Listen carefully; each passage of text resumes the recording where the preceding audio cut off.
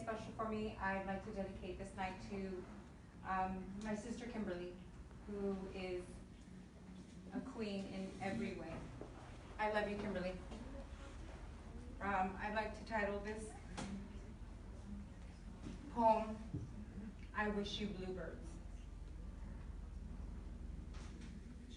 A baby bird died in my hands today, and tonight, as I laid in your arms, these arms that I so long for, I woke up from a dream, and I couldn't go back to sleep. I was haunted by the vision of the dead baby bird that I laid under the tree down by the water to get fresh air. I don't know why. Would it have known the difference? Or was it solely for me to breathe?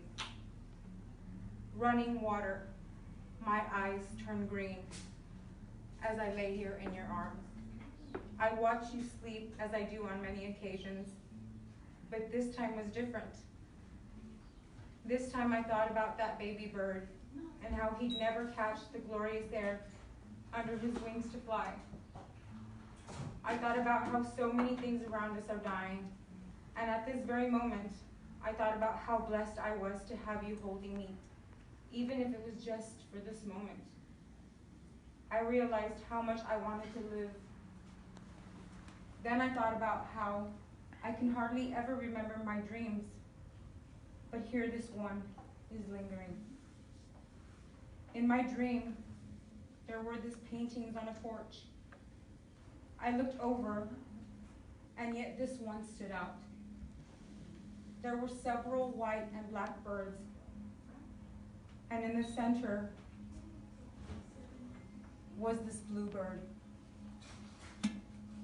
Then I woke up. Could I have saved that baby bird? Could I have done something differently? All I can think as I'm lying here in your arms crying in despair is that I wish I could lay here forever. Is that I wish you could hold me a bit tighter right now. Is that that baby bird will soar in heaven with all the other birds. And I know now that there was no bluebird. I love you, Kimmy. Thank you.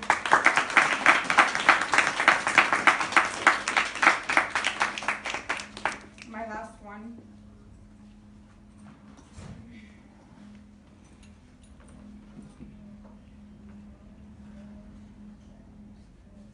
It's called I Call to You. I sit up from deep sleep so abruptly. I cry out for you.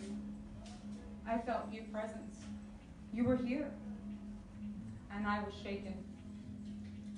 I look over to the space where your body once laid next to mine. It's empty. A mere shadow of a silhouette of your love, it crept. I cried out again.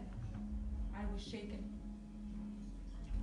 I look into the hallway, it's dim, where a once bright light prevailed where you stood. I could swear I saw you stare. I cried out your name. I was shaken, stirred. I breathed out, for you were not there. Thank you.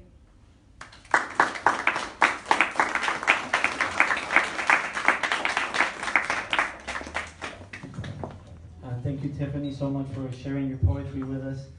And you know, poetry is always a very personal conversation, and it's always it takes a lot of courage to let somebody into that space. But it's also something very beautiful because it makes us grow strong, and we get to share that strength with other people.